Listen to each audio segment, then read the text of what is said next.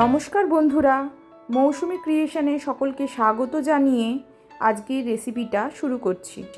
আজকে আমি নিয়ে এসেছি তোমাদের জন্য তেল, ঘি, মাখন ছাড়া মুরগির মাংসের রেসিপি। এই অয়েল ফ্রি চিকেন কারি বানানো যেমন সহজ, সেমনি স্বাদেও অপূর্ব।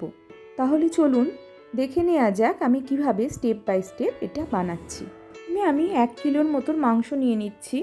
মাংসটাকে ধুয়ে ভালো করে পরিষ্কার করে নিয়ে নিয়েছি। তারপরে আমি একটা জায়গায় কিছুটা পেঁয়াজ কুচিয়ে নিলাম। আমি এখানে 6টা পেঁয়াজ নিয়েছি।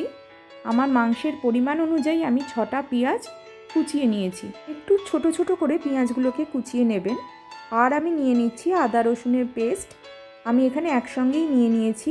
আমি এখানে 2 টিস্পুনের মতো জিঞ্জার পেস্ট আর 2 টিস্পুনের মতো গার্লিক পেস্ট ইউজ করছি। একসঙ্গেই আমি পেস্টটা দিয়ে দিলাম। এখানে আদা রসুনের পেস্টটা একটু বেশি পরিমাণে লাগবে। এরপর আমি দিয়ে দিচ্ছি কিছু সাধারণ মশলা, তার মধ্যে হলুদ গুঁড়ো দিচ্ছি। আমি এখানে 4 টিস্পুন হলুদ গুঁড়ো ইউজ করছি। আর নিয়ে নিচ্ছি লঙ্কার গুঁড়ো। আমি এখানে সাধারণ রেড চিলি পাউডার নিচ্ছি 2 টিস্পুন। আপনারা ঝালটা বুঝে দেবেন, আপনাদের প্রয়োজন অনুযায়ী ঝালটা দিয়ে নেবেন। যারা ঝালটা বেশি খান তারা বেশি দেবেন, আর যারা কম খান তারা কম দেবেন। আমি এখানে 2 টিস্পুন ধনের গুঁড়ো ইউজ করছি আর 2 টিস্পুন জিরের গুঁড়ো ইউজ করছি। আর নিয়ে নিচ্ছি লবণ। আপনারা স্বাদ অনুযায়ী লবণটা ইউজ করবেন। আমি এখানে 3 টিস্পুন লবণ দিয়ে নিচ্ছি। আর নিচ্ছি টক দই। আমি এখানে 4 চামচের মতো টক দই ইউজ করছি। সমস্ত মশলাগুলো দিয়ে আমি ভালো করে মেখে নেব। হাত দিয়ে ভালো করে আগে মশলাগুলোকে পেঁয়াজের সঙ্গে ভালো করে মেখে নিতে হবে। একটু ভালো করে চটকে মেখে নিতে হবে। চেপে চেপে একটু ভালো করে সময় নিয়ে আপনারা মেখে নেবেন। মাখাটা যত ভালো হবে মাংসের টেস্ট তত ভালো আসবে। এই oil free chicken curry weight লসের জন্য খুব উপকারী। যারা ওয়েট লসের জন্য ডায়েটে আছেন তারা এই ধরনের চিকেন কারি করে খেতে পারেন। আমার রেসিপিটা ভালো লেগে থাকলে অবশ্যই আমার চ্যানেলকে সাবস্ক্রাইব করে পাশে থাকবেন। আর ভিডিওটাকে আপনাদের বন্ধুবান্ধব আত্মীয় স্বজনদের সঙ্গে শেয়ার করে দেওয়ার অনুরোধ রইল। এরপর আমি এই মশলাটার সঙ্গে চিকেনটাকে মিশিয়ে নেব। চিকেনটাকে ভালো করে ধুয়ে পরিষ্কার করে রেখেছিলাম, তারপরে আমি মশলার সঙ্গে ভালো করে মিশিয়ে নিচ্ছি। একটু ধৈর্য নিয়ে ভালো করে মিশিয়ে নিতে হবে। সমস্ত চিকেনের গায়ে যাতে মশলাগুলো খুব ভালোভাবে লাগে সেই দিকে লক্ষ্য রেখে ভালো করে মিশিয়ে নিতে হবে। একটু সময় ধরে ধৈর্য নিয়ে আপনারা এই কাজটা করবেন। মশলার সঙ্গে ভালোভাবে মিশিয়ে নেওয়া অবস্থায় চিকেনটা আধ ঘন্টা মিনিমাম রাখবেন। তার বেশি রাখতে পারলে খুব ভালো হয়। মিনিমাম আধ ঘন্টা আমাদের রাখতেই হবে। আমি এখানে চিকেনের পিসগুলো খুব বড় বড়ই রেখেছি। দেখুন, মশলার সঙ্গে চিকেনটা ভালোভাবে মাখিয়ে নিয়ে আমি আধ ঘন্টা রেস্টে রেখে দিলাম। এরপর গ্যাস ওভেন অন করে আমি একটা কড়াই বসিয়ে দিলাম। কড়াইটা খুব ভালোভাবে গরম করে নিয়ে আমি মশলা দিয়ে মাখানো মাংসগুলো ঢেলে দিচ্ছি। কোনো রকম তেল, ঘি বা বাটারের এখানে ইউজ হবে না। এই অবস্থায় গ্যাসের ফ্লেমটা হাই ফ্লেমে রাখতে হবে। হাই ফ্লেমে রেখে ভালোভাবে নাড়তে থাকতে হবে। মাংস থেকে যে জল বেরোবে তাতেই মাংসটা সেদ্ধ হয়ে যাবে এবং কষতে থাকতে হবে।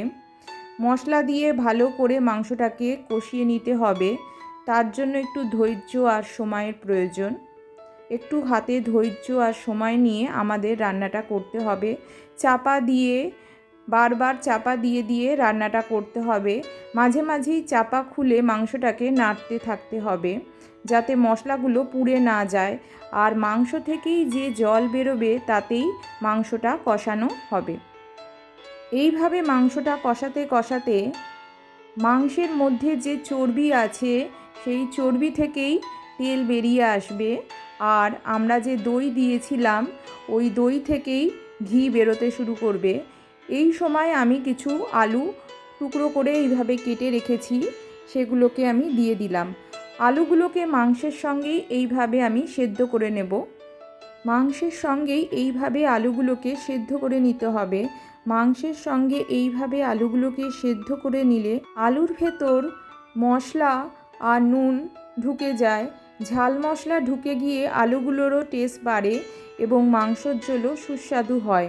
এইভাবে বারবার ঢাকা দিয়ে আমাদের মাংসটা কষিয়ে নিতে হবে।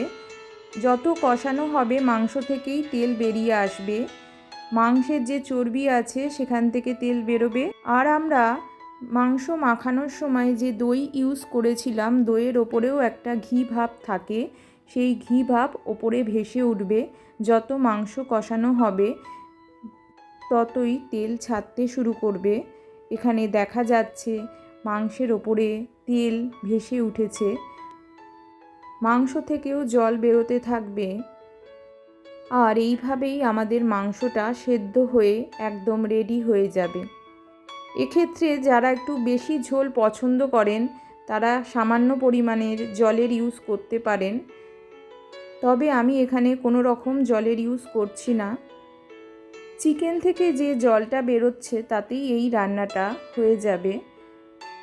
যখন চিকেনটা ভালোভাবে হয়ে এসছে, বোঝা যাবে ওপরে তেল ছেড়ে দিয়েছে, সেই সময় আমি সামান্য গরম মশলা দিয়ে দিচ্ছি। খুব সামান্য পরিমাণ গরম মশলাই এখানে ইউজ করছি। আমি এখানে সানরাইজের গরম মশলা দিয়ে দিচ্ছি। গরম মশলা খুব অল্প দেবেন, না হলে তিতো হয়ে যায়। গরম মশলা দেওয়ার পর সামান্য একটু ফুটিয়ে নিচ্ছি, 5-6 মিনিটের মতো। আমাদের মাংসটা রেডি হয়ে গেছে। গরম মশলা দিয়ে খুব বেশি ফোটাবেন না, তাহলে গন্ধটা চলে যাবে। আমি গ্যাস ওভেন অফ করে দিচ্ছি। দেখুন আমাদের মাংসের কালারটাও খুব সুন্দর এসছে, খেতেও খুব টেস্টি হয়েছে। একবার বাড়িতে না করে খেলে বুঝবেন না। এটা যে তেল ছাড়া মাংস কেউ খেয়ে বুঝতেই পারবে না। মাংসটা দেখলেই বোঝা যাচ্ছে যে কতটা টেস্টফুল হয়েছে। আশা করছি আপনাদের রেসিপিটা ভালো লাগবে।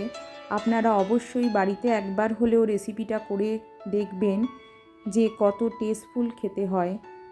করে না খেলে বুঝতে পারবেন না যে কত টেস্টফুল হয়েছে রেসিপিটা। এখন ডাক্তাররা অয়েল ফ্রি খাবার সাজেস্ট করে থাকেন। যারা অয়েল ফ্রি খাবার খেতে চান তারা এইভাবে মাংস করে খেয়ে দেখতে পারেন। অন্যরাও এইভাবে মাংসটা রান্না করে খেয়ে দেখতে পারেন, বুঝতেই পারবেন না যেটা অয়েল ফ্রি চিকেন রান্না হয়েছে। টেস্টি অয়েল ফ্রি চিকেনের এই রেসিপিটি আপনাদের সঙ্গে আমি শেয়ার করলাম আজকে। আশা করছি ভিডিওটা ভালো লাগবে। ভিডিওটা ভালো লাগলে অবশ্যই একটা লাইক করবেন। ভিডিওটাকে আপনাদের বন্ধুবান্ধব আত্মীয় স্বজনদের সঙ্গে শেয়ার করে দেওয়ার অনুরোধ রইল। পুরনো বন্ধুদের পাশে থাকার অনুরোধ করছি। আর নতুন বন্ধুদের জন্য বলছি, এখনও যদি আমার চ্যানেলকে সাবস্ক্রাইব না করে থাকো অবশ্যই সাবস্ক্রাইব করে নিয়ে আমার পাশে থেকো। নোটিফিকেশান অবশ্যই অন রাখবেন। আমি এই চ্যানেলে আরও নানান রান্নার রেসিপি নিয়ে আসব। আজকের মতো এখানেই শেষ করছি বন্ধুরা। ভালো থাকবেন, সুস্থ থাকবেন।